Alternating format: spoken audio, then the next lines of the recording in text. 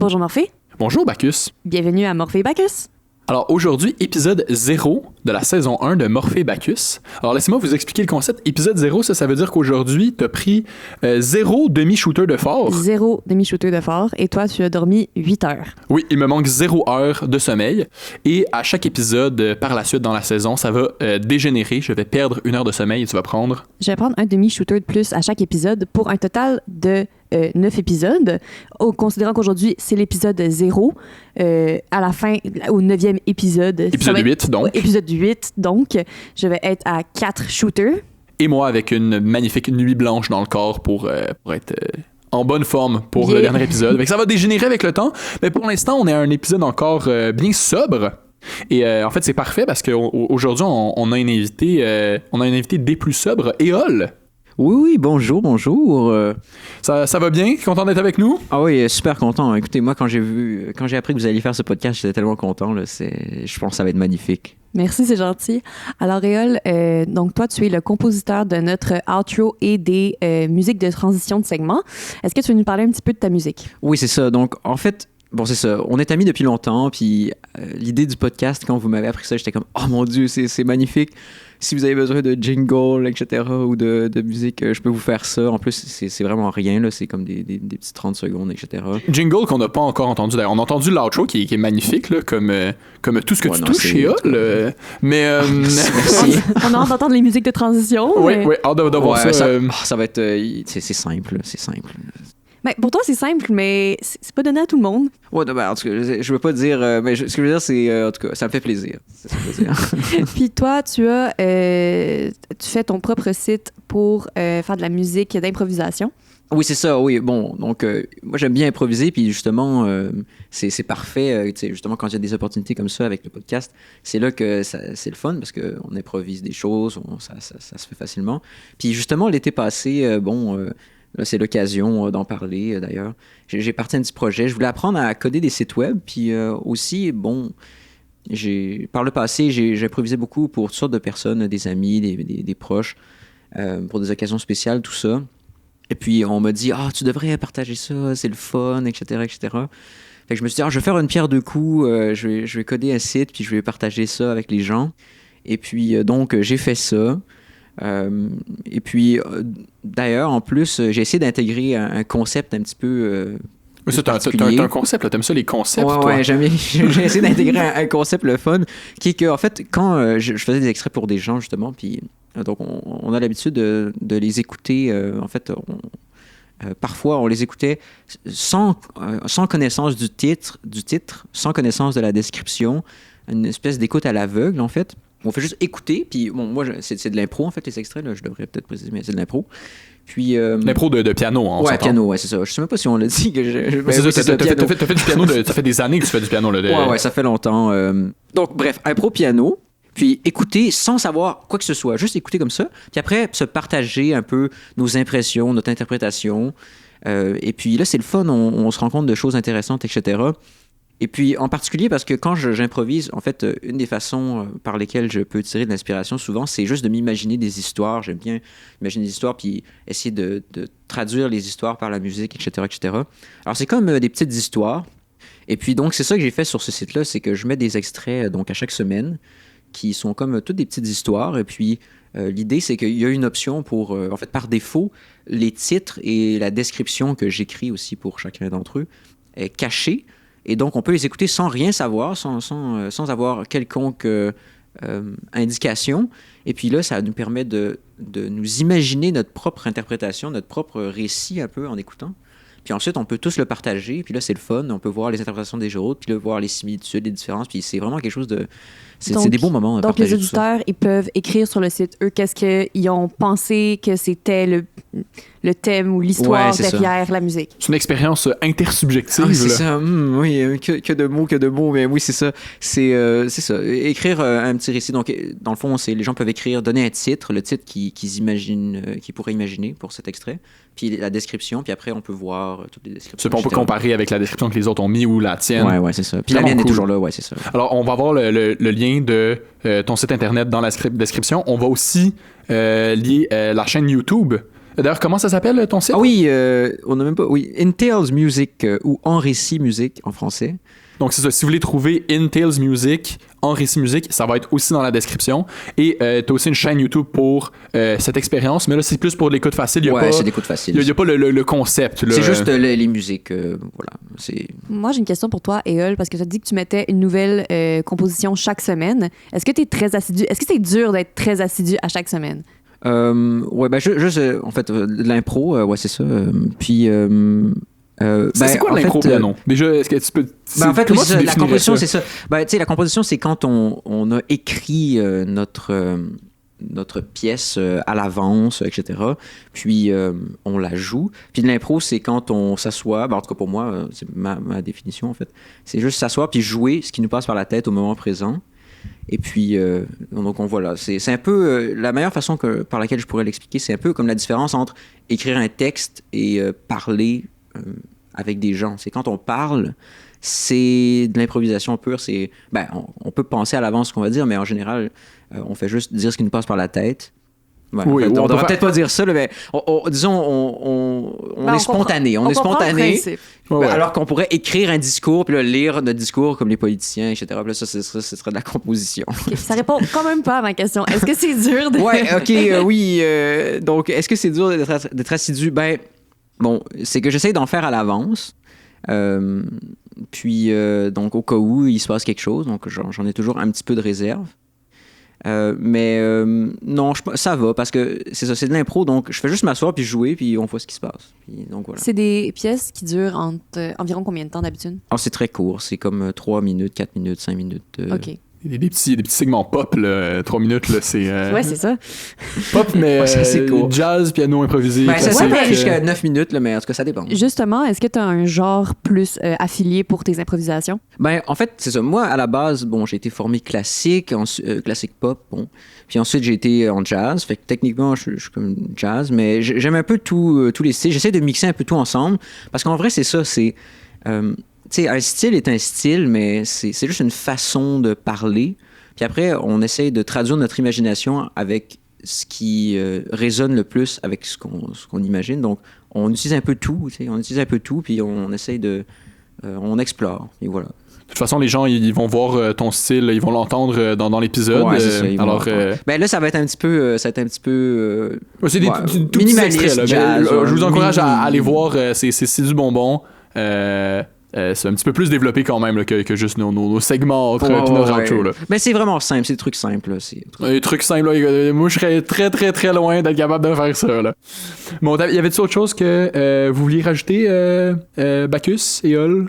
Sinon, on pourrait je passer pense au prochain segment. Merveilleux. Prochain segment.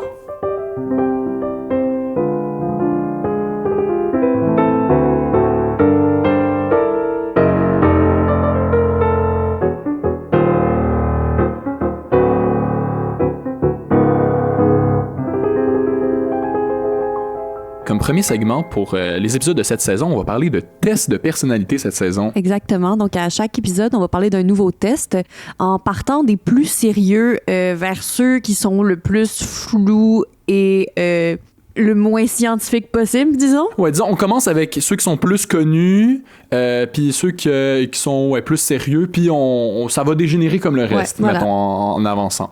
Fait qu'on commence avec le test de personnalité qui est probablement le plus célèbre. Vous en avez probablement déjà entendu parler même. C'est le test 16 personnalités. On l'appelle aussi le MBTI ou Myers-Briggs. Alors, en fait, ça, c'est un site qui est assez connu. Vous avez peut-être déjà vu ce site-là avec les différents petits personnages en polygone avec des cheveux colorés vert, bleu, mauve ou jaune. Alors, ce test de personnalité-là, moi, j'ai vraiment une passion pour les tests de personnalité. C'est pas pour rien que j'ai voulu qu'on parle de ça dans les premiers segments de nos épisodes. Je me définis. Je dirais que je suis un peu un nerd de tests de personnalité. J'aime vraiment ça, en découvrir des nouveaux, voir les interprétations que ça a. Puis je dirais, là où je suis vraiment tombé là-dedans, c'est vraiment avec le test 16 personnalités. J'avais trouvé des tests que je trouvais comme intéressants, qui m'avaient accroché un peu dans des cours d'orientation un peu plus tôt, mais c'est vraiment quand je suis tombé sur ce test-là, je pense que c'était avec une vidéo de Squeezie ou un truc de même, là, vraiment par rapport à un YouTuber que j'écoute même pas en plus, que j'avais trouvé ça comme complètement par hasard. J'avais essayé, j'avais passé le test, et le résultat était vraiment fulgurant pour moi. Fait que je peux expliquer peut-être un peu comment... Attends, moi j'ai donné mon impression aussi. Oh, vas-y, désolé. Ben moi, ce que j'aime des tests de personnalité, c'est que, en fait, ce qui est intéressant avec un test de personnalité, c'est que ça te dit pas juste qui tu es. C'est que ça te remet en question. Le test te dit qui tu es supposé être selon ce que tu as répondu, mais en relisant la description, comme tout le monde, je pense, arrive, tu lis des trucs, t'es comme, ah oui, ça c'est vraiment moi. Et il y en a d'autres que tu dis, t'es comme, non, pas vraiment. Mais des fois, tu peux te remettre en question le pas vraiment. Est-ce que c'est vraiment moi et je l'assume pas? Ou est-ce que c'est vraiment pas moi et alors, pourquoi j'ai ce résultat-là? En tout cas, je pense qu'il y a de quoi réfléchir quand tu fais un test de personnalité qui est intéressant. Puis c'est fun à partager aussi avec tes amis après, puis en discuter. Est-ce que vous me voyez comme ça, vous? Fait que je pense que c'est effectivement un bon sujet de conversation et ce qui a mené à la décision de choisir ça comme thème pour cette année. Oui, et puis moi, les tests de personnalité... Moi, j'aime le point de remise en question de soi-même, etc. Moi, je suis d'avis que c'est intéressant. Il faut pas non plus prendre ça trop pour la vérité absolue. Tu sais, premièrement, les tests sont imparfaits. Puis deuxièmement, le concept même de personnalité est pas nécessairement aussi fort qu'on pourrait en avoir l'impression. Non, surtout que ça peut être fluctuant, une personnalité. C'est ça, tu sais, on change à chaque instant, etc. Mais c'est vrai que ça peut être quand même intéressant pour prendre conscience de certains réflexes qu'on a, etc. Puis de se dire, peut-être que je pourrais faire autrement, ou peut-être que je suis attiré vers ça, etc., etc. Donc, c'est disons, des bonnes expériences de pensée sympathiques. Et puis, ça fait des belles discussions, ça fait des moments, des réflexions intéressantes. Ouais, dans le fond, un test de personnalité, ça devient un peu un outil, comme admettons, pour un exemple, les gens de la communauté LGBTQ+, être capable de dire, moi, je m'identifie comme ça, ben c'est un outil à aider à déterminer qui tu es. Et ça peut t'aider. Avec les tests de personnalité, dire, moi, je suis telle chose. Des fois, ça aide à s'identifier à quelque chose et à venir à bout de certains problèmes. Je sais pas, des fois, s'identifier à quelque chose, ça aide. Oui, ça permet de mettre des mots, de créer des catégories. Voilà. C'est sûr, les personnalités, comment les gens sont, c'est fluide, c'est un continuum. T'en as une infinité de... Tout le monde est différent puis unique à sa façon. Mais se créer des types de personnalités, ça permet de un peu créer des catégories qui existent pas pour de vrai en soi, mais qui nous permettent de voir des choses, d'analyser. Puis en fait, c'est intéressant, ils parlent de leur approche un peu, le Myers-Briggs. Puis en fait, ce qu'ils font, c'est qu'ils ont... Myers-Briggs, c'est le nom du test de 16 personnalités. Oui, c'est ça. Il y a plein de noms. Il y a le MBTI, Myers-Briggs, 16 personnalités. C'est tout le même. Je pense que le trademark, puis comme scientifiquement, ils appellent ça le Myers-Briggs, mais le branding plus le site internet, tout ça, ça s'appelle le test 16 personnalités. Ça, ils parlent que leur approche est basée sur des types de personnalités. Fait qu'il y en a 16. Mais en fait, comment ça fonctionne, c'est en fait, ils amènent aussi l'aspect continuum parce qu'ils ont en gros 5 critères, puis que c'est des spectres avec 2 extrêmes. Et dépendamment de quel côté du spectre tu penches, ils donnent une lettre. Fait que tu as 2 options pour chacun des 5 critères. Fait que ça fait 2 à la 5, 32 personnalités. Oups, qu'est-ce qui se passe? Mais en fait, ils les mettent en paquet de 2. Ils ont décidé qu'il y en avait qui se ressemblaient pas mal. La dernière lettre fait quand même une différence assez importante. Fait que peut-être vous avez déjà entendu parler, si vous n'avez pas entendu du test, peut-être déjà vu du monde qui disent sur leur profil, moi je suis un INTPT ou des affaires comme ça. Fait que c'est ça, c'est un type de personnalité. Ils ont aussi des petits noms, là. Fait que par exemple, INTPT, comme je dirais, ce serait un logicien. Ça fait que ça fonctionne avec un petit questionnaire qui essaie d'évaluer pour chacune des lettres, tu penches plus d'un côté ou de l'autre. Et c'est ça. Juste une petite note. Nous, on a fait le test en anglais parce que les questions, la traduction, des fois, ça peut se perdre. Fait qu'on l'a fait en anglais. Fait qu'on a les résultats en anglais devant nous. On va dire les noms en français qu'on pense que ça veut dire, comme... Mais je suis pas sûre c'est quoi les noms en français quand je les lis en anglais. On peut le mettre en Ah oui, moi c'est drôle, j'ai fait en français. Tu l'as fait en français, toi? Ouais, j'ai fait en français. Puis justement, je trouvais qu'il y avait des questions qui se ressemblaient beaucoup. Fait que peut-être que c'est ça, hein? Peut-être que c'est la traduction. Mais des fois, la traduction, c'est tout ce que ça fait. Comme moi, dans la vie, je lis beaucoup de traductions anglophones. Et je vois des fois quand je lis un livre qui a été traduit en français, la phrase n'a aucun sens. Elle devrait avoir un sens en anglais, mais tu la lis, t'es comme... Il y a un jeu de mots qui s'est perdu en quelque part dans cette phrase. Non, c'est clair. Puis d'ailleurs, je sais pas, quand j'essaie de traduire mes descriptions en anglais-français, c'est ça. Faut vraiment que tu changes les phrases pour essayer de préserver le sens, parce que c'est pas la même chose du tout. En tout cas, bref. Absolument. Fait que là, on a mis les titres en français devant nous, fait qu'on va pouvoir dire les bonnes choses. Oui, c'est ça. Fait que, moi, en fait, quand j'ai fait le test, ça fait longtemps, je pense. Ça doit faire plus que 10 ans que j'ai fait ce test-là pour la première fois. Non, je l'ai refait plusieurs fois. Puis en fait, c'est ça, ce qui est intéressant, c'est que moi, la première fois que j'ai fait ce test-là, j'ai lu la description et j'étais vraiment estomaqué. Je me suis dit, waouh, c'est vraiment exactement moi. C'est pas tout moi, tu sais, ça n'a pas capturé tout de moi, mais pas mal toutes les choses que ça dit, c'est vraiment moi. Et ça me décrit vraiment bien et avec un niveau de profondeur que j'aurais vraiment pas suspecté. Ça m'a vraiment surpris. Puis je pense que ça a été vraiment un moment fort qui m'a vraiment accroché à ce concept-là des tests de personnalité, de dire « Wow, c'est vraiment incroyable ça ».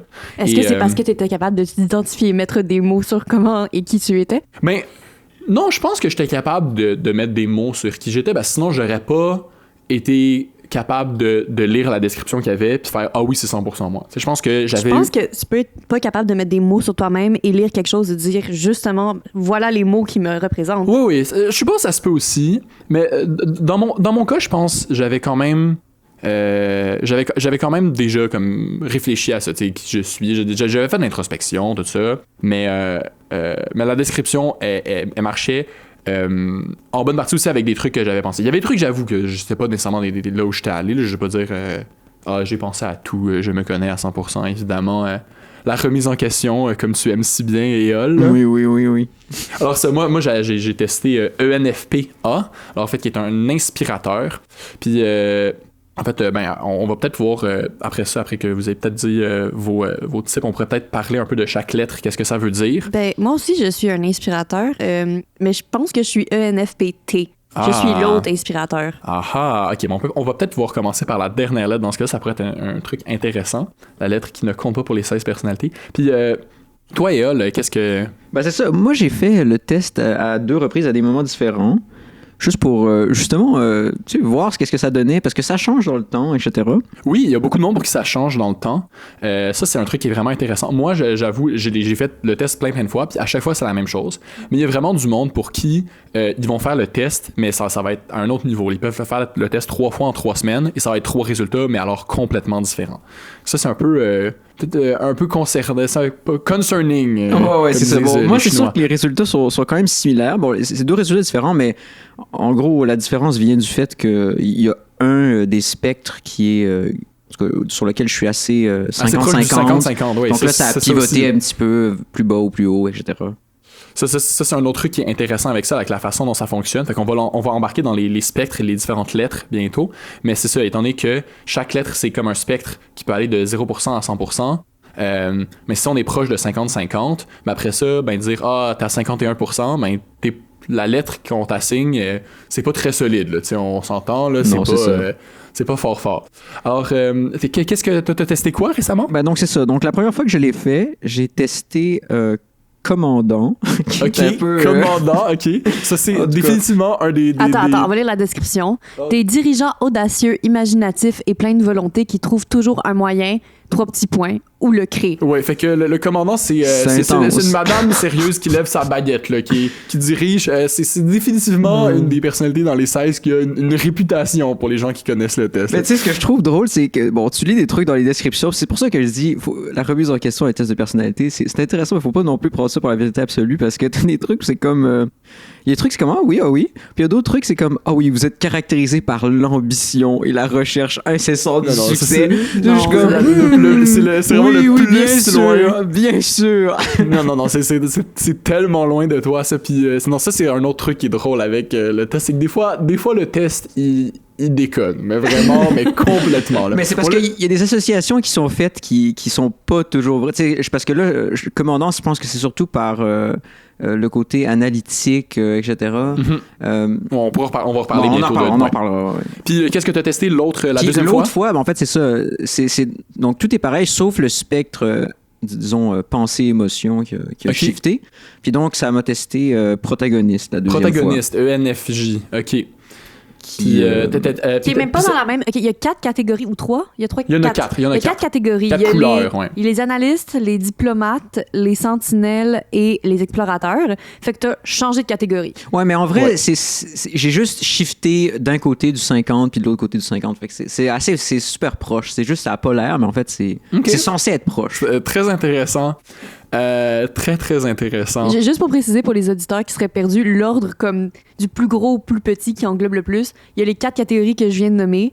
Après, dans chacune de ces catégories-là, il y a 4 types de personnalités avec un nom comme inspirateur, protagoniste, médiateur Ouais. ou avocat, admettons pour les diplomates. Exact. Et pour chacune de ces figures-là, on a 2 types de personnalités, donc 2 ensembles de C'est lettres. ça, pour la 5e lettre on fait pas 32 personnalités, à un moment donné, ça commence à faire beaucoup. Là. On vous présentera pas toutes, guys, je vous annonce.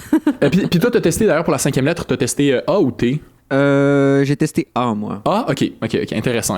Bon, on peut commencer avec cette lettre-là, vu qu'on en a parlé peut-être un peu plus que les autres. Alors, ça, c'est la 5e lettre, c'est celle qui détermine pas, en fait, dans quelle des 16 personnalités tu tombes. En fait, c'est ça. Fait que A et T, c'est pour Assertive Turbulent. Fait que c'est les deux côtés du spectre.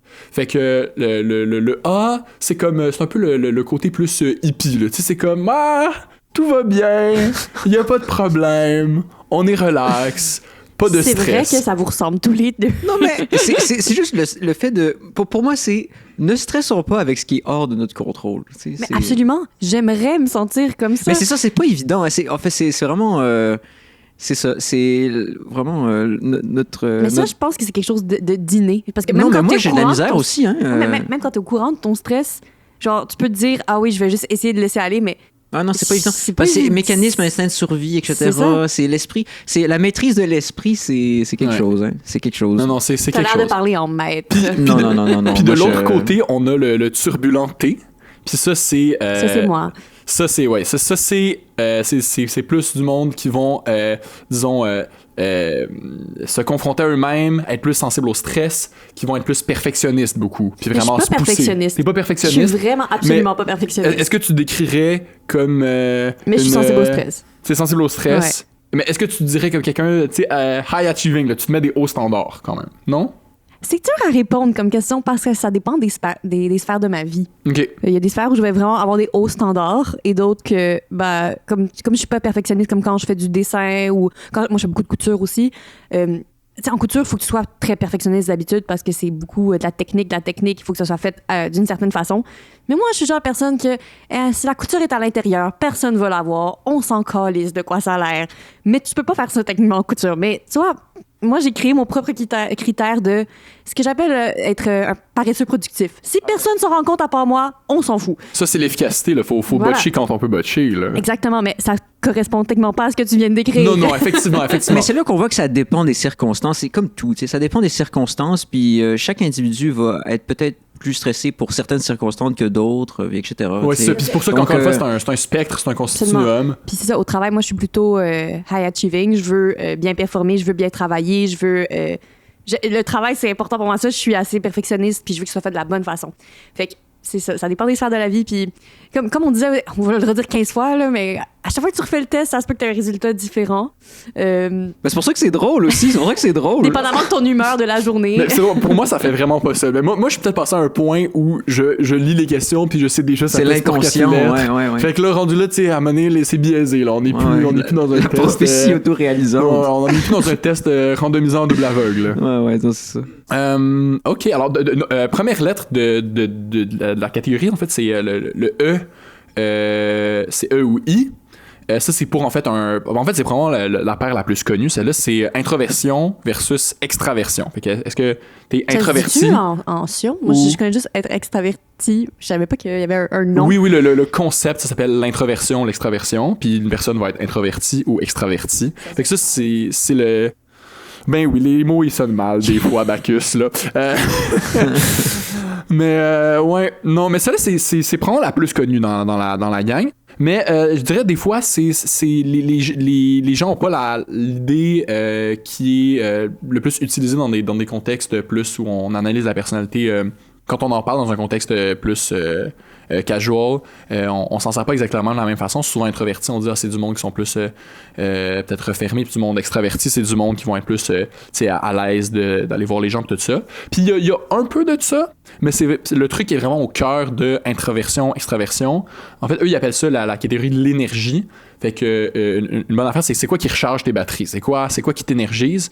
Est-ce que c'est d'être tout seul ou c'est d'être avec du monde, d'être stimulé? Puis tout le monde a besoin des deux, t'sais. Fait que c'est sûr que c'est un spectre comme tout le reste.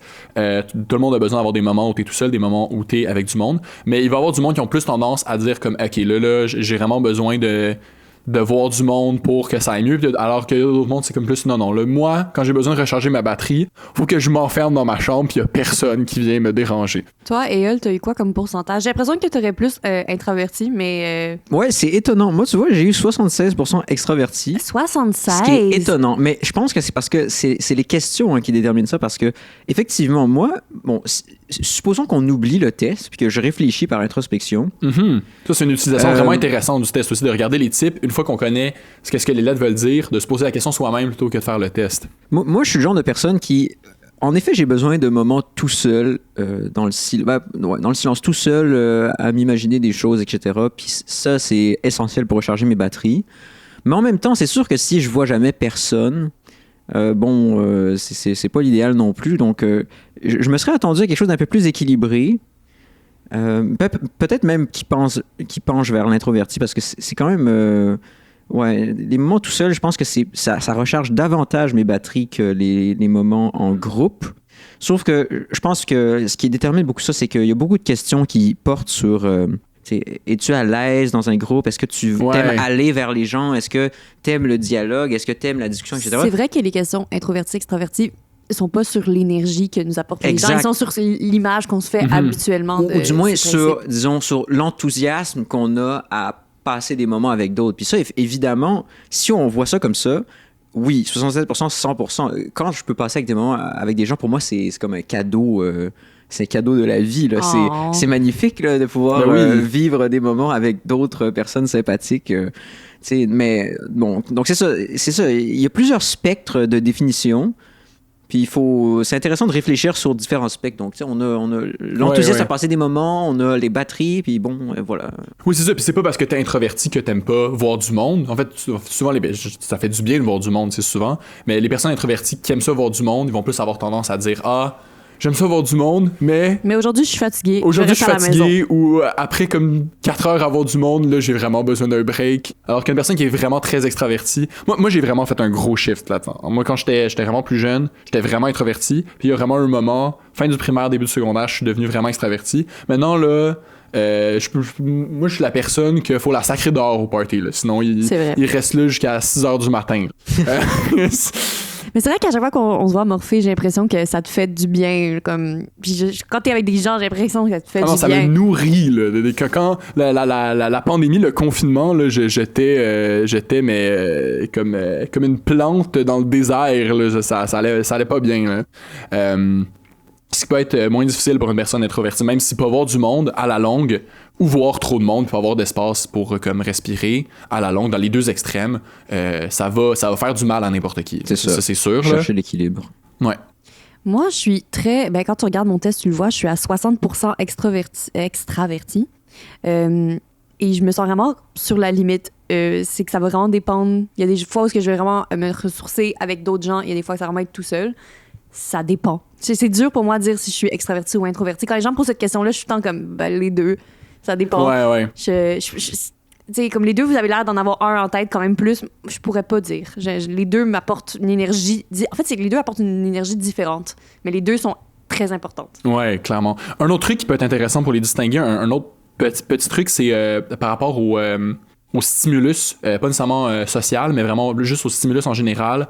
Les personnes introverties vont avoir tendance à aimer avoir moins de stimulus, à pas être trop stimulées, tandis que les personnes extraverties aiment vraiment ça être stimulées, ça peut aller jusqu'à chercher des sensations fortes. T'as lu ça où?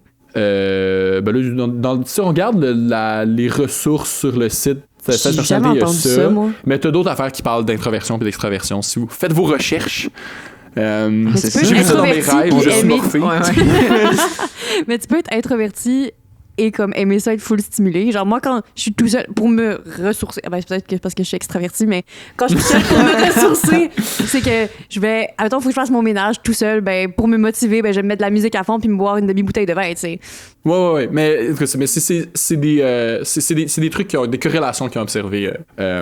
Fait que c'est ça. Mais on va essayer d'avancer. Oui, parce qu'on pourrait parler d'introversion et d'extraversion pendant 1 heure. Mais on va essayer parce qu'on a encore 3 lettres à parler.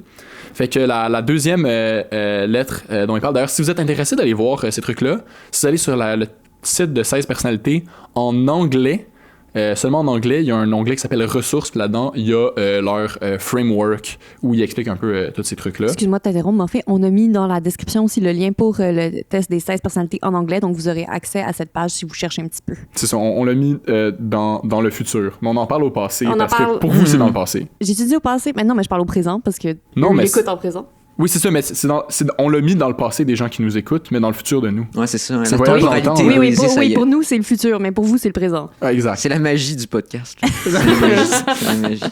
Alors là, c'est la deuxième lettre du test 16 personnalités. Je pense que dans leur modèle, c'est ce qu'ils considèrent comme la lettre la plus importante. En fait, cette lettre-là, elle va toujours déterminer dans laquelle de 2 couleurs vous êtes.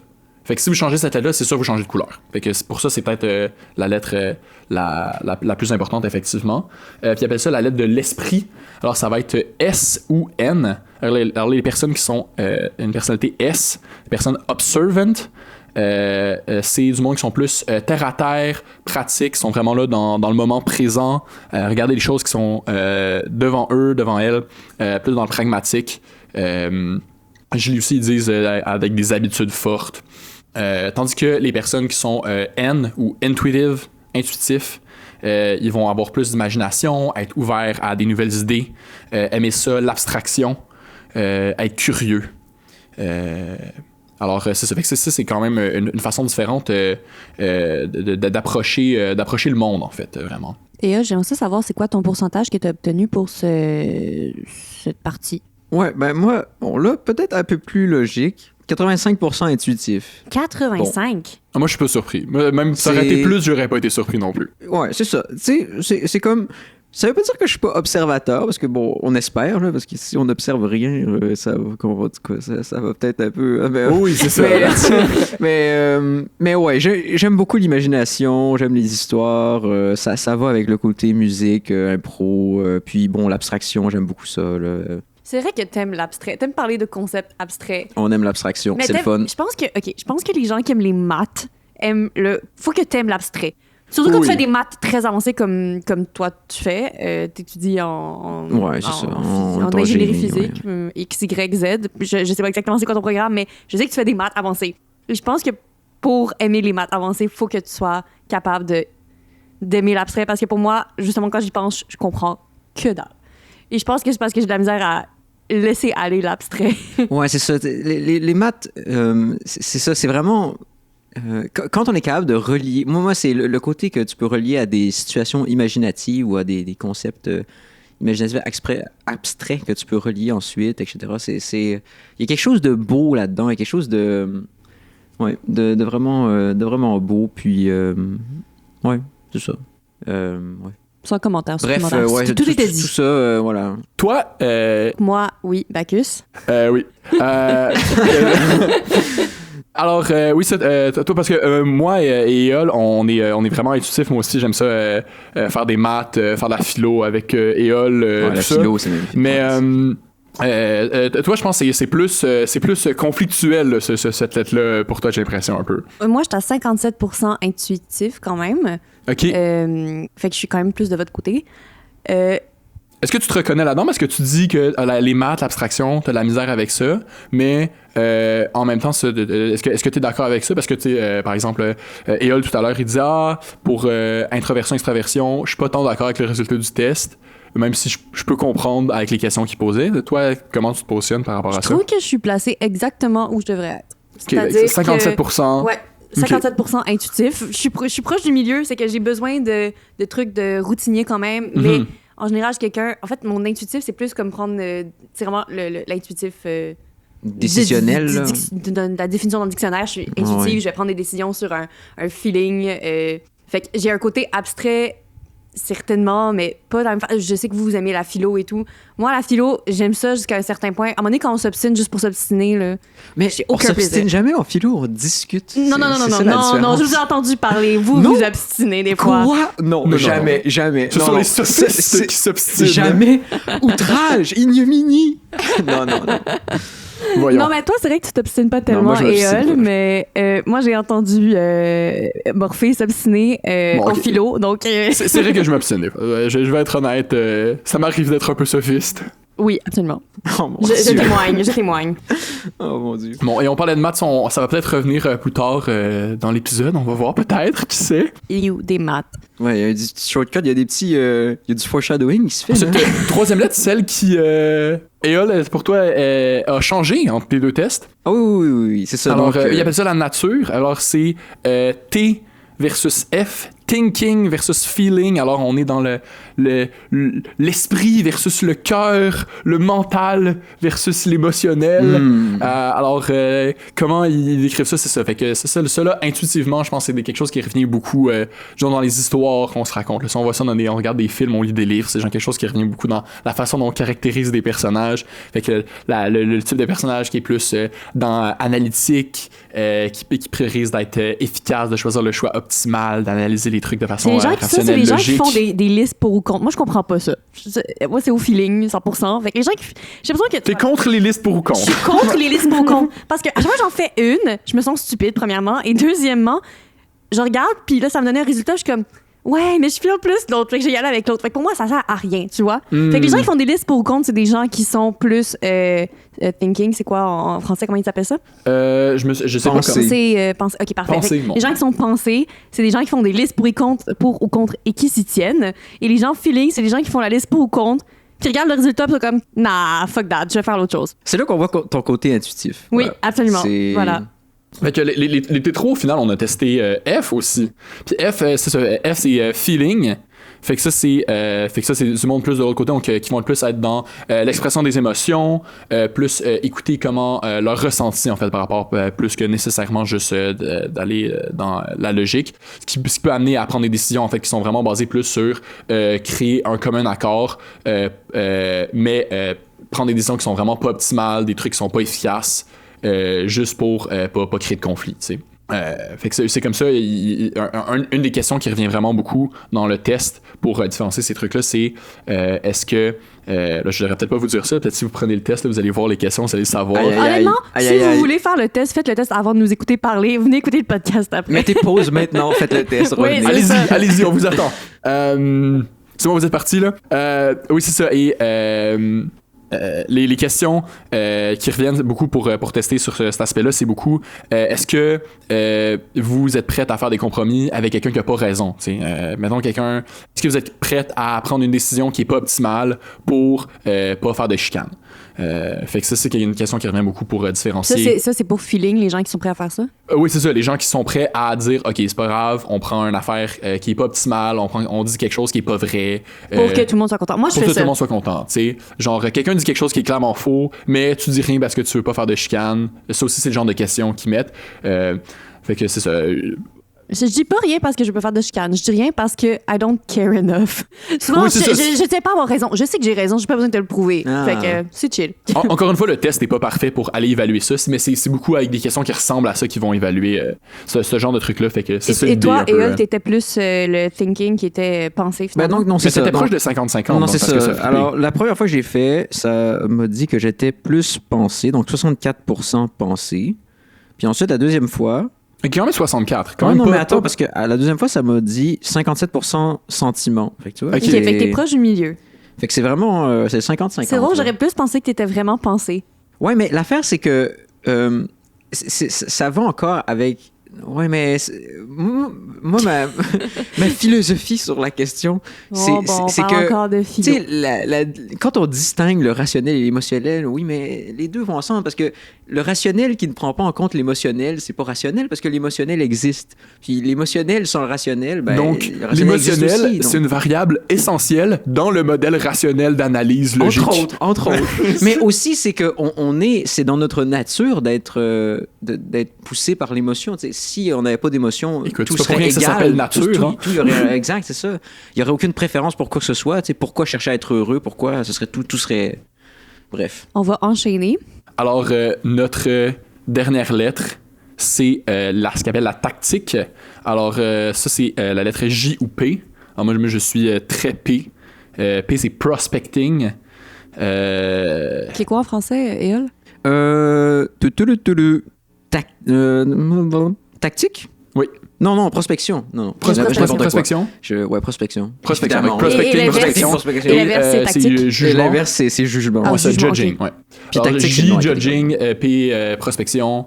Alors, P, c'est des gens qui sont désorganisés, mais Vas-y, qui sont pas structurés, parle-nous de ça, Morphée. mais qui sont très bons pour improviser. Dire, OK, là, on me drop dans un endroit où j'avais pas de plan, je savais pas quoi faire, je me relève sur mes pattes, puis je vais improviser quelque chose. Et eux, ils aiment ça, go with the flow. Tandis que les personnes qui sont J, elles aiment vraiment ça, se créer un cadre, s'organiser. Fait que ça a du monde qui vont être vraiment mieux organisés, mais peut-être qu'ils vont être moins bien préparés, par exemple, quand il va y avoir des imprévus qui arrivent. Fait que ça, là, moi, je pense, regardez comment vous planifiez vos voyages, là, ça va probablement dire long sur cette lettre-là. Est-ce que vous planifiez toutes les étapes précisément, qu'est-ce que vous allez faire? Vous faites juste comme, non, j'ai juste un backpack, puis une liste de places que j'aimerais peut-être aller, puis je vais faire du pouce, puis on va voir, tu sais. Moi aussi, je suis plus prospection à 67%. Donc, mais je partirais pas juste en voyage avec un backpack sur le dos. Il y a des aspects de sécurité, autre chose aussi, là, mais l'idée est là quand même. Là. Bon, faut dire, moi je suis quelqu'un de. Je suis pas mal TDAH aussi, le fait que ça, je pense, généralement, ça fait pousser Définitivement. vers ce côté-là du spectre. Puis moi, moi, ça, étonnamment, 69% en jugement, alors que j'aime bien improviser en général. En musique, mais dans la vie, là, je veux dire, dans la vie en général. Mais bon, je peux comprendre parce que je suis quand même organisé. Mais c'est ça dépend du contexte. Ouais. Si c'est des trucs professionnels, etc., je vais être organisé. Mais si c'est des loisirs ou tout ça, j'ai tendance à improviser. En fait, c'est pas mal ça. Mais j'ai l'impression que c'est beaucoup de gens, c'est comme ça. Dans un cadre professionnel, tu vas plutôt être du genre à être organisé et pour le cadre personnel, activité avec des amis et tout, ça va être plus... Les gens vont être plus prospection. Mais ça fait quand même une moyenne, je pense, en quelque part. Tu sais, moi, prospection, je suis le genre de personne, tu m'écris un soir random, yo, tu veux qu'on sorte live, il est rendu 10h, je suis en pyjama, ben, me rhabiller, on sort, let's go. Mais il y a des gens que, définitivement, ça marche pas quand tu fais ça avec eux. Ouais, non, c'est ça. Mais ça, moi, ça marcherait, à part si 10h. Si 10h, je dors, mais je veux dire, si 7h, let's go. Let's go. À 10h, il est dans mes bras. Quoique... Dans les bras de Morphée. Ah. Ouais, c'est ça, voilà. Puis avec ça, en fait, avec toutes ces lettres-là, après le test, il est capable de créer une espèce de profil. Fait qu'il regarde de quel côté vous penchez pour chaque spectre. Puis il va vous donner un code avec ces lettres-là. Puis il y a un profil avec un petit nom aussi. Puis il va avoir plein de descriptions de qu'est-ce que ça implique, de qui tu es, comment tu es au travail, dans tes relations. Puis quand tu as ton résultat, tu peux voir quelle célébrité a le même type de personnalité que ça. toi. Ouais, c'est ça, comme ça, par tu fais exemple, comme... moi j'ai les mêmes personnalités que Tarantino puis Kim Namjoon là. Et Robin Williams, on n'oublie pas le plus important. Parce qu'on a la même personnalité, J'ai fait même qu'on a pas les mêmes regardé. résultats pour ça. Attends, je vais aller regarder. T'as même pas regardé? Je vais regarder le Là, live. t'en as deux à regarder en Regarde plus. bien ça, là. Barack Obama, ok, ouais. Sean Connery, du stuff comme ça. Là. C'est là que le test devient vraiment intéressant parce qu'en fait, en combinant ces différents spectres-là, c'est là qu'ils vont aller inférer des informations. Puis bon, c'est là aussi que ça peut prendre le bord parce que il y a pas des fois ça tombe à côté de la plaque, là, vraiment. Mais des fois, ça fait aussi des trucs vraiment impressionnants, d'aller vraiment plus loin que juste ces 5 diagnostics-là de t'es-tu plus d'un bord ou de l'autre. Quand t'es combinés ensemble, ils sont capables de faire des affirmations sur toi qui, des fois, peuvent être surprenamment précises et correctes. Globalement, Éole, est-ce que tu trouves que le test de personnalité, c'était assez pertinent comme résultat pour toi? Ben, c'est toujours pertinent parce que ça stimule la réflexion, mais on va dire, est-ce que c'est précis puis ça me décrit bien? Mitigé. Okay. Moi, de mon côté, je trouve que ça me décrit bien. Fait que je pense que c'est un test qui est assez fiable. Mais on regarde Éole et lui, il est moins... Non, mais je dis ça, mais c'est parce que ça dépend des définitions, des concepts. C'est vraiment l'aspect extraverti, introverti. Là, lui, il est pas tant juste, dépendamment de la définition. Le reste, c'est quand même pas pire, mais c'est ça. Il y a beaucoup de dépendance au contexte, moi, je Puis un truc qui l'impression. est intéressant aussi, c'est qu'après ça, on peut aller dire, OK, est-ce qu'il y en a une des 16 qui me ressemble le plus? Puis des fois, c'est pas celle pour laquelle on a testé. Fait que toi, tu dis, moi, je suis peut-être plus introverti. Tu trouvais que protagoniste, ça te ressemblait plus. Peut-être que avocat, INFJ, ce serait peut-être ça qui te ressemblerait le plus. Mais après ça, bon, ça faut aller lire les descriptions. Ouais, Puis c'est il y a ça. il y a du monde que vraiment, ils peuvent aller lire les 16 descriptions, puis il y a comme, non, il y a vraiment rien qui me ressemble. Il y a aucun rapport. Aucun rapport. Puis ça, ça peut être plein d'affaires, mais notamment, ça peut être que c'est du monde qui sont assez proches de 50-50 sur certains des critères. Ça peut faire ça. Fait que c'est ce qui conclut notre segment habituel de chaque épisode, donc de la partie test de personnalité. J'espère que vous allez l'essayer parce que franchement, ça vaut la peine. Je pense que c'est le fun. C'est sympathique. Juste répondre aux questions, ça te fait réfléchir sur toi-même. Fait que c'est pertinent. Oui, c'est ça. Les Les questions questions sont c'est le simples. fun. Sympathique. Fait que on se retrouve dans la prochaine section d'épisode où on va avoir une citation de notre invité. Alors, bienvenue dans notre prochain segment qui est les citations. Alors, pour vous expliquer un petit peu d'où vient le concept, c'est que chacun de nos invités qu'on va recevoir au fil de l'émission sont des amis à nous. Et ces amis-là, on partage tous un channel Discord où ce qu'on met des citations. Les citations, c'est quand une personne de notre groupe ou même autre, des gens qu'on a entendus dans la rue ou quoi que ce soit, on trouve qu'il y a une citation qui est drôle ou qui a aucun sens ou qui est inspirante. Peu importe. Quand on trouve un truc qu'on a envie de mettre dans le channel, on l'écrit. Alors, on a plus qu'une centaine de citations d'accumuler. Et à chacun de nos invités, on va prendre une de leurs citations qui a été mise dans le channel et on va en discuter avec lui. Donc, aujourd'hui, pour Éole, la citation est « Des fois, la vie te dit final bâton ». Ça, c'est une des vieilles de la vieille. Là. Je pense que c'est comme dans les 10 premières stations du canal. Ouais, ça fait longtemps celle-là. Mais déjà, l'expression incroyable. Final bâton. Voilà, on a Éole a incité pour qu'on applique un peu de censure, mais on a amélioré la citation en même temps en combinant avec une expression typique de Éole. Ouais, non, c'est Alors, je pense réviser et améliorer, je pense que c'est la version remasterisée de la citation. Mais je pense que ça reste authentique au sentiment initial. Absolument. Non, c'est encore mieux. Mais ce qui est assez drôle, c'est cette expression-là, final bâton. Bon, déjà, que veut dire l'expression final bâton? Ça veut dire c'est comme ça, il n'y a pas d'alternative. C'est ainsi, c'est final. Je veux dire, j'avais jamais entendu personne dire ça avant ouais, toi. non, mais c'est ça. Mais en fait, je le dis même pas moi-même, en fait, dans la vie de tous les jours, mais c'est ça, je l'ai entendu dire, puis j'ai trouvé ça tellement mal vu que je suis comme, oh mon Dieu, là, ça m'est resté en tête. C'est quand même imagé. Je sais pas, genre, final bâton, c'est final clair, bâton. mais ça. Tu sais, c'est comme, tu prends un bâton, t'es comme, final bâton. T'as fait pas fait des recherches que genre, c'était comme une étymologie que ça venait de comme je vais te battre ou Quoi? Non, Non, ok, mais attendez, je me mélange. Non, je pense que c'est Ça va le faire, là. les J'espère que c'est pas ça. degrees. Je sais pas, Si là. c'est ça, c'est peut-être un peu. On devrait peut-être rechanger la citation, mais en tout cas. On l'a censuré, mais la version alternative est on pas va censurer mieux. la censure. Non, ok. Mais. Mais j'ai dû rêver de ça d'abord. Faites vos recherches. Ben, c'est peut-être ça, mais en tout cas, j'espère que c'est pas ça. Bon, dans mon cœur, c'est pas ça. C'est Dans pas ton ça ton cœur, dans ton cœur, c'est quoi? Dans mon cœur, c'est. Tu prends ton bâton, puis t'es sur le top d'une montagne, puis t'es comme. C'est ainsi. C'est comme mettre son pied à terre. Ouais, voilà, c'est ça. Voilà. C'est ainsi. Ok. Voilà. Ok. Bon, bref. Puis là, donc, la citation, des fois, la vie te dit final bâton, mais en fait, c'est un peu. Bon, quand on comprend l'expression final bâton, on comprend ce que ça veut dire. Oui, C'est-à-dire, des fois, la vie. Il se présente à nous des circonstances de la vie qui sont telles quelles, hors de notre contrôle. Et c'est comme ça. Il y a rien On ne à peut faire. que l'accepter. Ouais, il y a rien à des faire. hauts et des bas. Puis des fois, il y a rien à faire. Hein. Ouais, Exact. des fois, il y a rien à faire pour les hauts. Puis là, dans ce cas-là, ben écoute, Ben, on est, espère que tu peux en profiter. C'est ça, on est content. Mais Puis des fois, c'est l'inverse. Des fois, c'est les bas. Puis là, ben. Puis bon, c'est ça. La vie te dit final bâton. Puis là, ben. Puis là, ouais, c'est ça. Qu'est-ce qu'on fait dans ce temps-là? Qu'est-ce qu'on fait dans ce temps-là? Donc, l'origine de la citation, évidemment, ça a pris une origine dans des circonstances qui me sont arrivées qui n'étaient pas. C'était des bas. Mais, donc, justement, à un moment donné, il faut se rendre compte que c'est hors de notre contrôle. Puis, c'est quelque chose de quand même assez, en tout cas, de mon expérience, de pouvoir se détacher de ces choses-là, là, de se dire, mais c'est hors de mon contrôle, ça ne me concerne pas. Un peu la posture stoïcienne. C'est ça que j'allais dire. T'es un peu stoïcien, toi. Ouais, c'est ça. C'est vraiment la posture stoïcienne de juste ce qui ne nous concerne pas. En fait, ce qui ne dépend pas de nous ne nous concerne pas.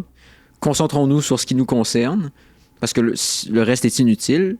C'est tout à fait logique, c'est juste extrêmement difficile à mettre en pratique. Oui, C'est-à-dire que... Ouais. Tu dis ça, puis pourtant, moi, je trouve...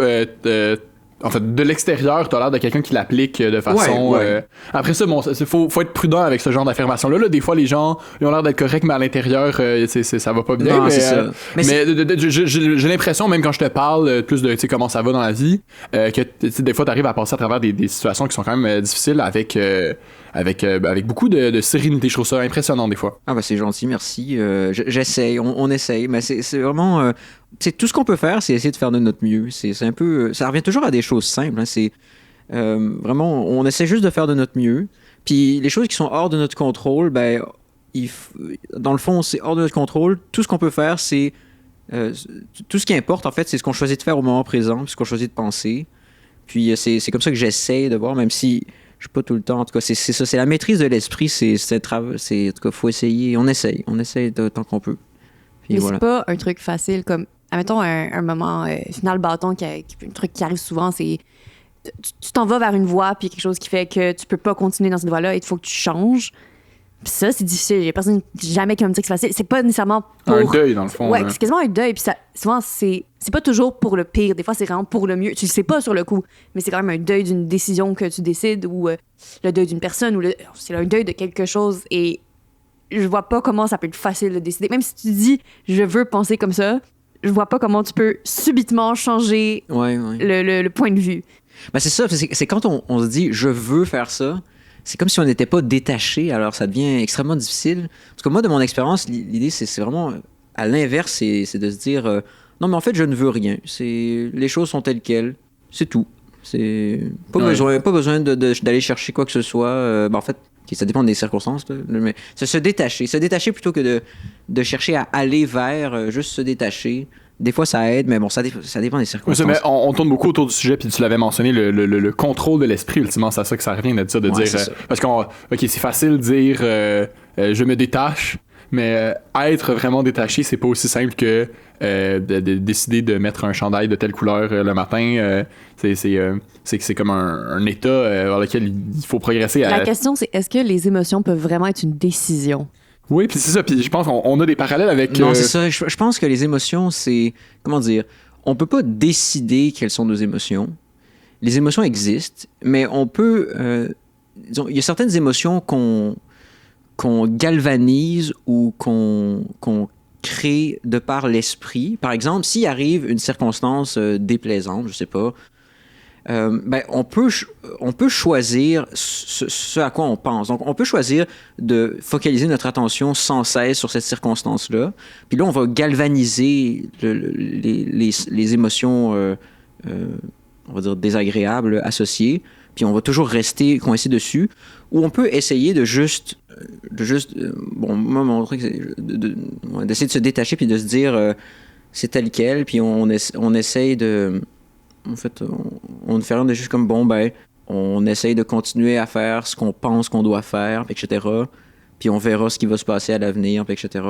Puis éventuellement, ça va s'atténuer avec le temps. Mais c'est juste essayer d'utiliser l'esprit pour atténuer la souffrance, puis pour galvaniser le bonheur.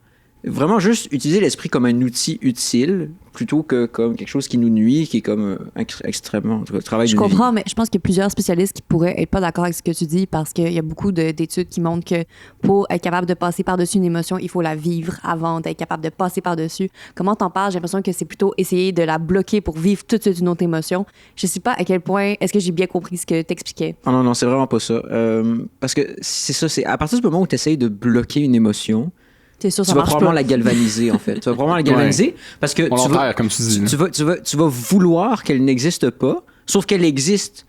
Donc, tu rajoutes une circonstance où tu es contre ta volonté. C'est-à-dire que non seulement l'émotion existe, mais en plus, tu rajoutes une volonté qu'elle n'existe pas, sauf que tu ne peux pas accéder à cette volonté, donc tu es d'autant plus frustré.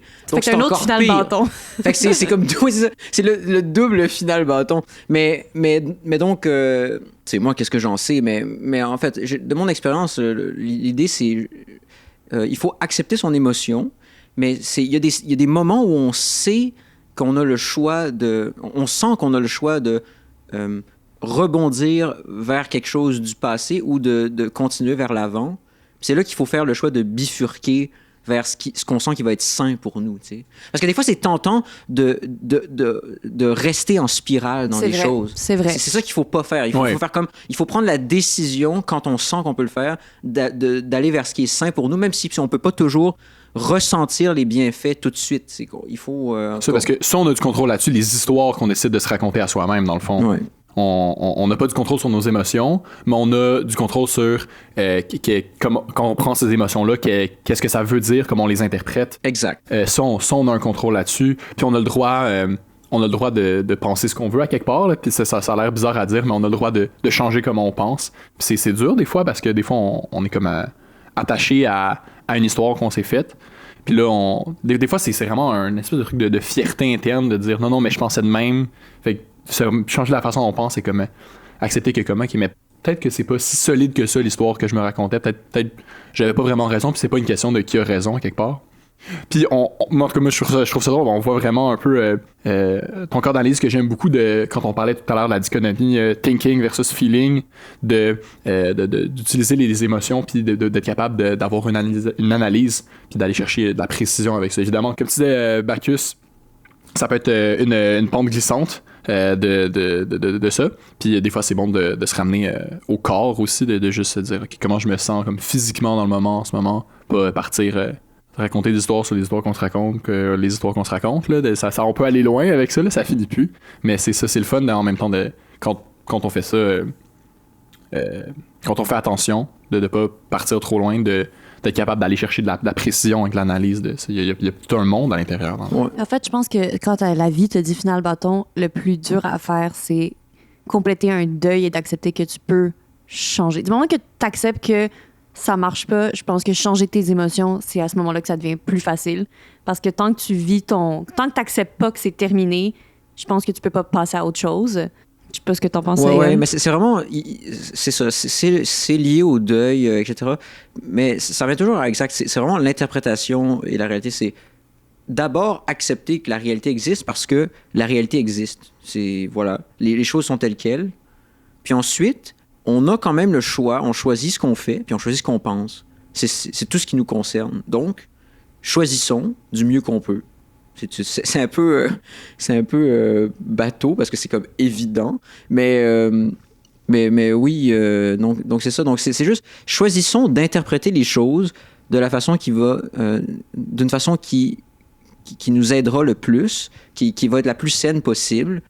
Quand bien même les choses vont mal, c'est tout ce qu'on peut faire. Puis même que c'est d'ailleurs c'est aussi un truc dont on peut être fier plus tard. Ça, c'est un truc qui peut nous motiver à faire des choix pour en sortir. C'est de se dire, tu sais, on se demande, quand on est face à une situation, on se demande qu'est-ce que je serais porté à faire ou qu'est-ce qui serait commun de faire, mais comment est-ce que je peux faire mieux? Comment est-ce que je peux faire mieux puis juste faire quelque chose d'encore plus sain?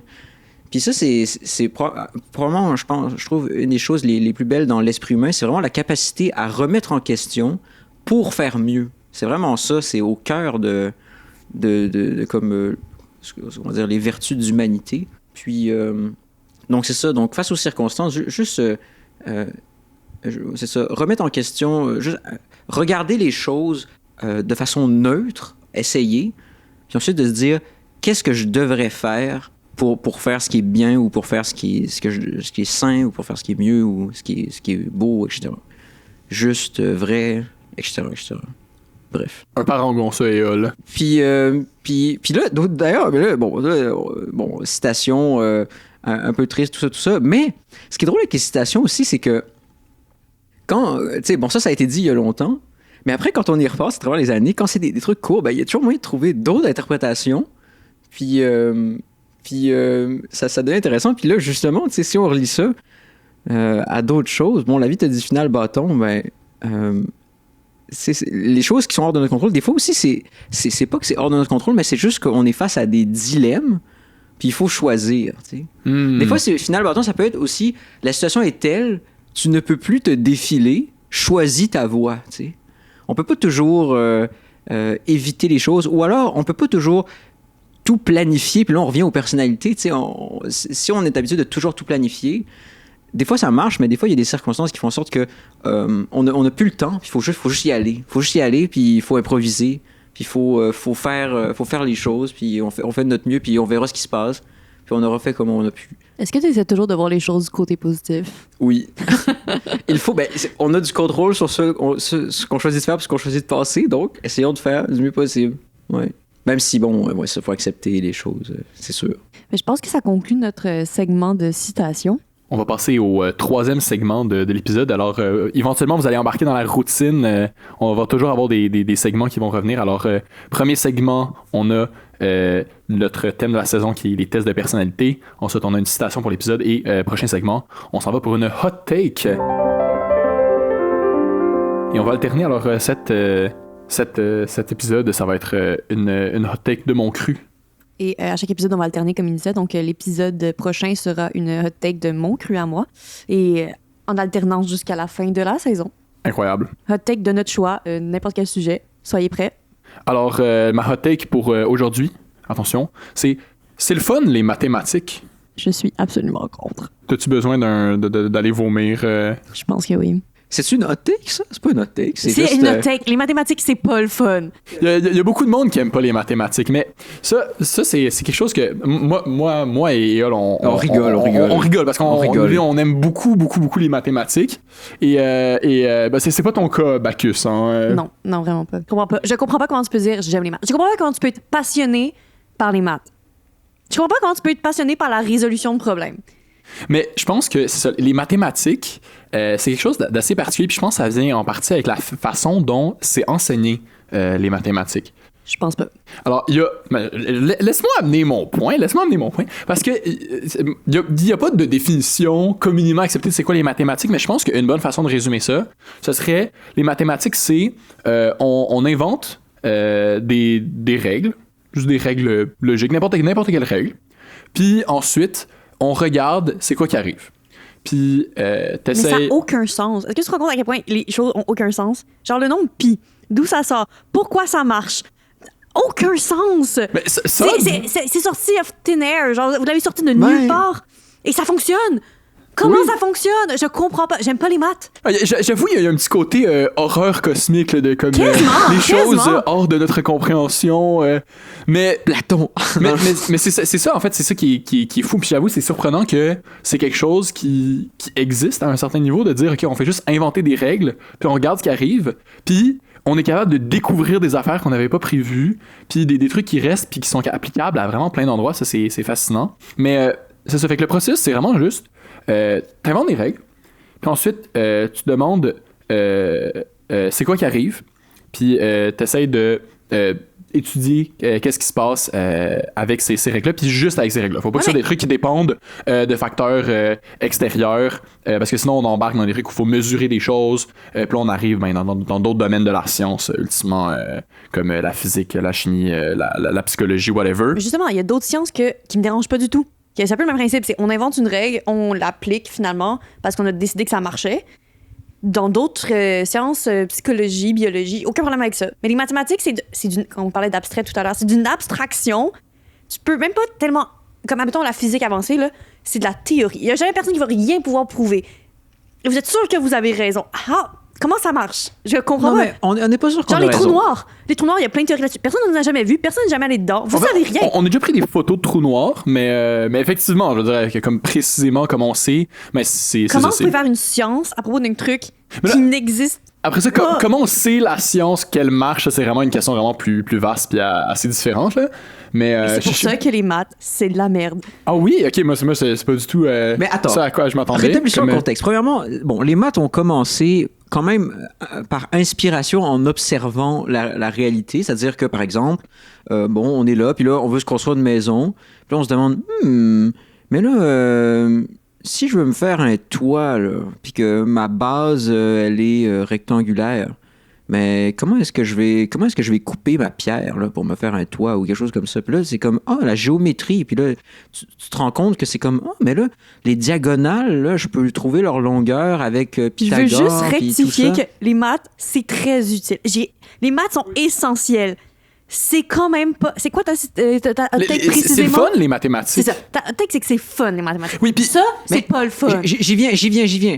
Mais c'est que mon point, c'est que, en fait, je pense que les maths, c'est pas le fun à partir du moment où on n'est pas capable de les relier à quelque chose qui nous permet d'imaginer des situations qu'on comprend. C'est-à-dire, si on fait juste des maths en appliquant des règles puis on est dans le flou total, ben là, ça va peut-être pas être le fun, mais c'est que moi, ce que je trouve beau dans les maths, c'est vraiment la capacité extrêmement abstraite à être reliée à toutes sortes de situations qu'on peut ensuite relier au concret. Puis la géométrie, c'est probablement le meilleur exemple, mais il y en a beaucoup d'autres.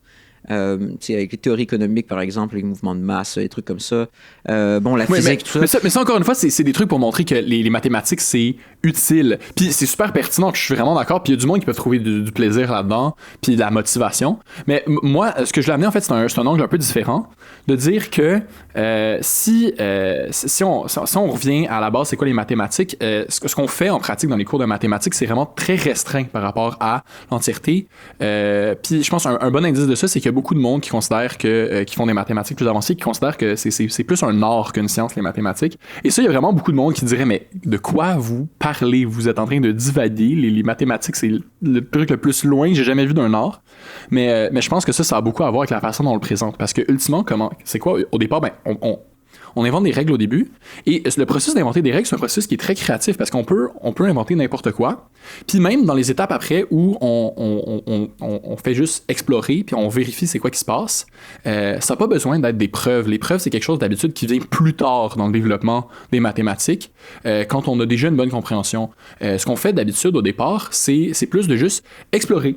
Puis en fait de prendre les règles puis de jouer avec.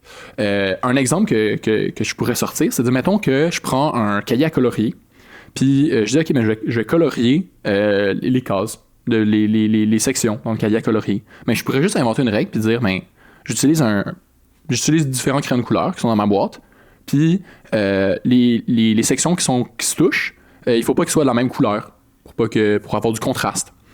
Mais juste avec ces règles-là, on est déjà capable de faire des mathématiques. Parce que là, après ça, on peut dire, OK, mais si j'ai juste 2 crayons de couleur, est-ce que je suis capable de faire ça?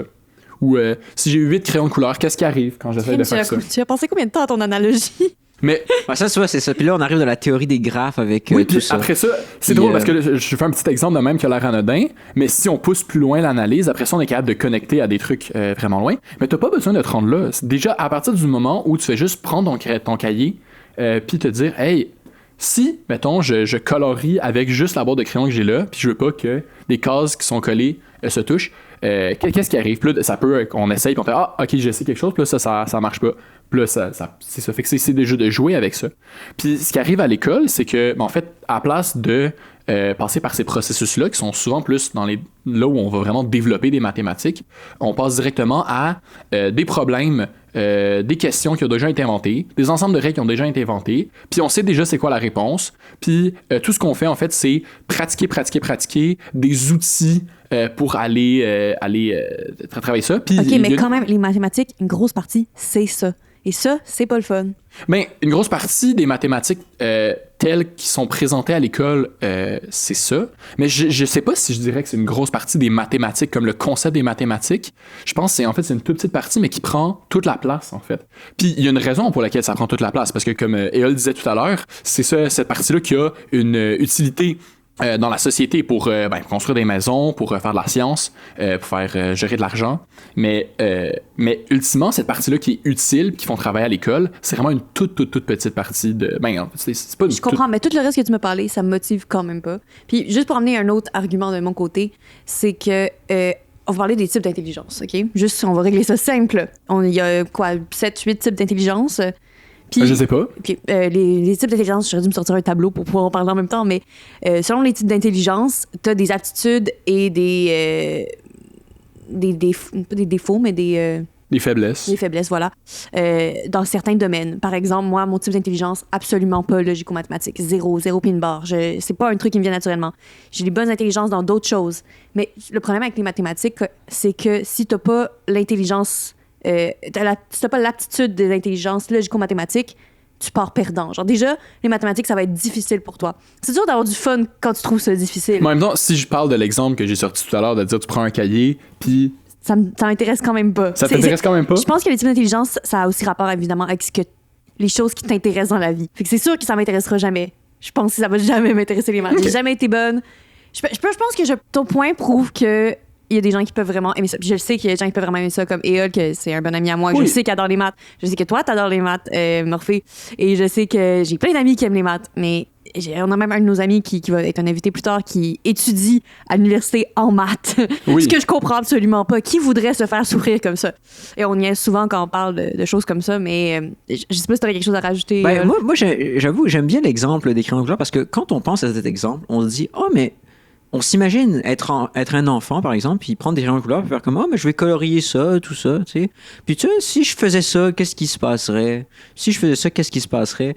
Fait qu'on voit là qu'il y a quelque chose d'amusant dans le fait d'essayer des choses assez simples, mais juste on essaye, puis on voit ce qui se passe, puis c'est ça, c'est juste curiosité, imagination, tenter des choses, puis se rendre compte de propriété, puis se faire comme, oh mon Dieu, je viens de comprendre comme une signification cachée du réel. C'est fou, mais tu sais. le problème avec ça, c'est que c'est une analogie. Et moi, je suis pas un enfant qui a un cahier à colorier. Je Ouais, suis ouais. devant des maths. Mais même en tant qu'adulte, on a le droit de faire ça. Je veux dire, tu sais, les enfants, ils Ouais, je dessinent fais des du affaires. coloriage en Puis, tant qu'adulte, mais... puis les adultes qui ont le droit de dessiner, ben, c'est la même chose, je pense. Puis, en tout cas, fait que moi, j'aimerais encourager les gens. Attends, je veux juste spécifier que tu as dit que le coloriage et les mathématiques, c'était la même chose.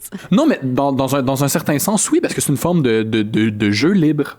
Puis les mathématiques, il y a certaines étapes qui sont Mais plus formelles. à quel point les mathématiques, je c'est veux dire, libre. Il y a beaucoup de règles. Il y a des façons de écrites. faire du coloriage puis du dessin que c'est extrêmement technique et précis aussi. C'est Là, vrai. si on parle de modélisation, de faire du dessin 3D pour... C'est des maths. Oui, mais non, mais pas nécessairement. Des fois, ça peut être... genre, il y a du monde qui aime pas les maths, mais qui aime ça, par exemple, faire...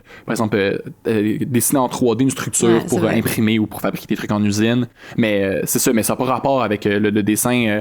Puis de la même façon, les différents extrêmes plus précis puis appliquer des maths versus plus libre.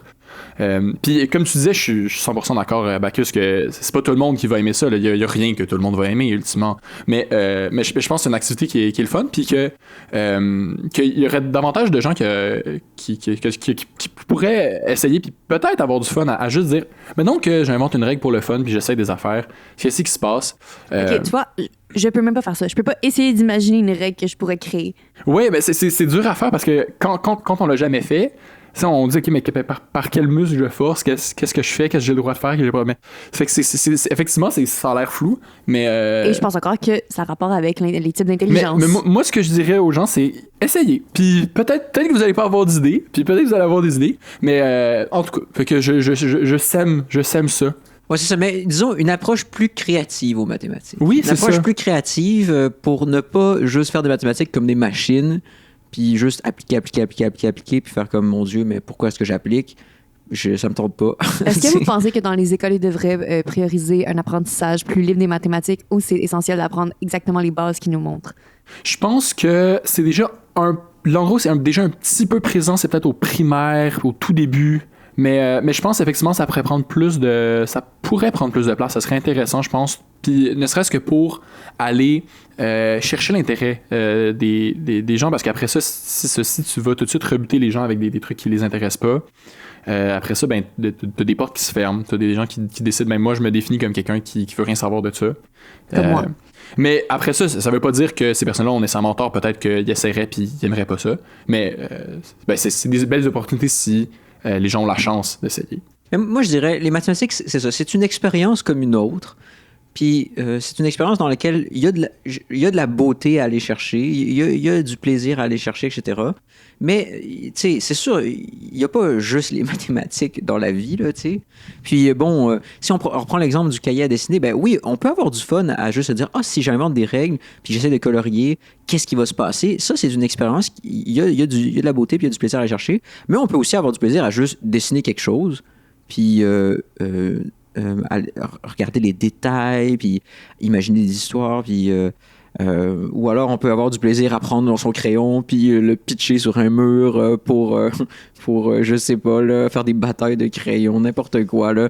Je veux dire, il y a toutes sortes d'expériences, puis c'est juste de voir, c'est ça, comment aller en chercher les beaux aspects, puis les aspects intéressants, etc., etc. Quel beau mot. Mais je pense qu'on va approcher d'un moment où on va devoir malheureusement terminer ce bel épisode 0. Oui. Alors, écoutez, merci d'avoir écouté. Puis, merci à notre invité Éole. Ça me fait plaisir. Premier invité au podcast, quand même. Je suis honoré. Je suis touché, etc., etc., etc. Fait que, encore une fois, il va y avoir des liens dans la description pour la page internet de Intel's Music, la chaîne YouTube. On va aussi mettre des liens pour le test 16 personnalités si vous êtes intéressés. Alors, je pense que ça va être à la prochaine fois. Bacchus. Oui, merci de nous avoir écoutés, puis à la prochaine fois. Mm-hmm.